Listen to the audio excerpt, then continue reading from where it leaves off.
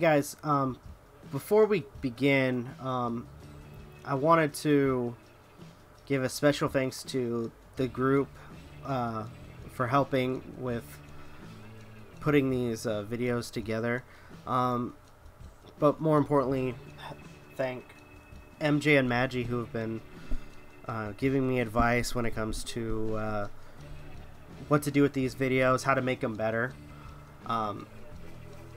And they've been a huge part with this particular video series, and I want to thank them a lot for doing that.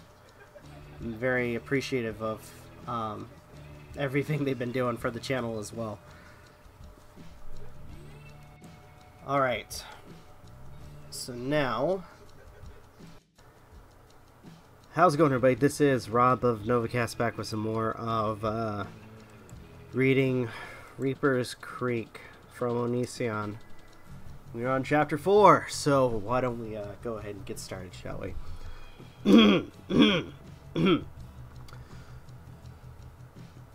It had been 4 months since I saw the distorted alien's face screaming out to me through the VHS in my class. We had already completed the butterfly project. I don't know why there's a line in between butterfly / project, and we're consuming our time with basic math, spelling, and for some reason playing the Oregon Trail on our Macintosh computers. David and I had been hanging out most every recess since the beginning of school. Out on the playground, David asked me one day, "Hey, can I take the bus home with you?" I replied.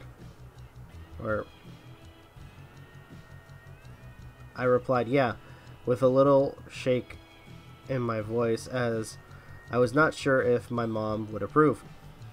As we arrived home, my mom was not there. She was at work. As usual, David would giggle at everything my sister said walking down the long gravel road to my house. It was obvious he was basically into every other girl he came in contact with. Mitchell would just look at her shoes and kick rocks. She didn't really have much to say to us normally. She was always somewhat of an introvert. Once we got home, David looked at my bed above the washer and dryer and laughed. "OMG, that's awesome. I have to share my bunk bed with my brother. You just have to share yours with the whole family's dirty clothes. Ha ha ha." I looked at him sarcastically, not sure if he was seriously complimenting my situation or not. Just then we heard a car pull up outside. Shortly after, we heard a girl laughing and hollering. Bye, Mom. David and I looked at each other. David had a huge grin on his face. It was as if "Girls, I love girls, give me girls" was written ear to ear on the kid. Joanna went to open the door and said, "Hi, Mara." David and I stared, waiting for this Mara to show her face as the door frame was blocking our view of her. David giggled again as she walked through the door. It was just some random girl with the biggest breasts I've ever seen. Oh my gosh. Yes, because it's all about sex with Anit-Onision.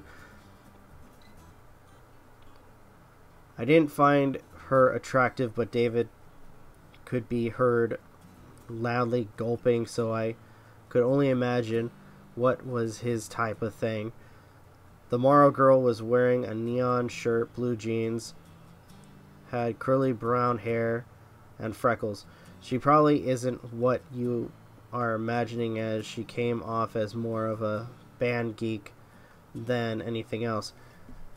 David stared in awe at the girl's breasts till I punched him in the shoulder. He giggled and said, "What? Sorry, haha."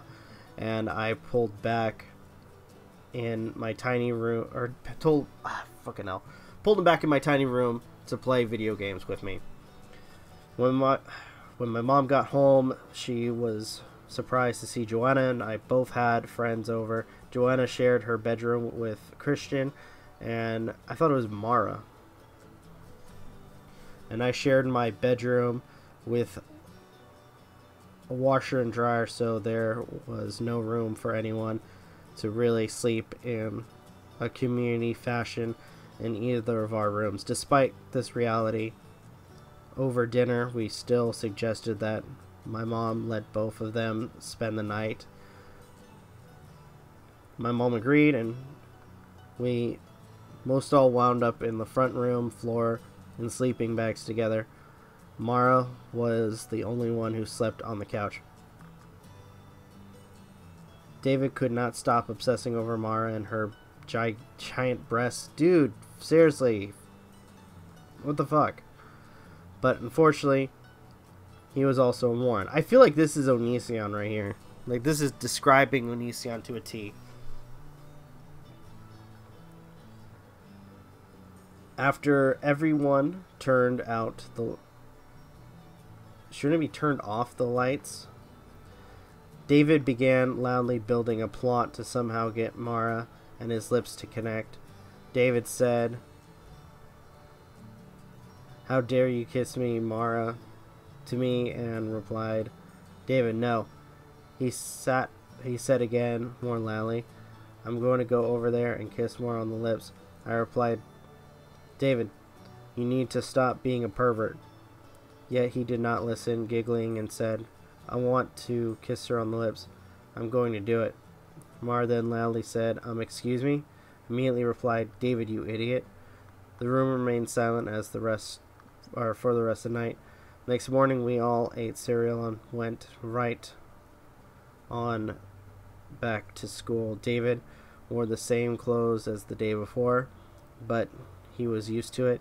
Mara had brought clothes from home, hence why her mom had dropped her off.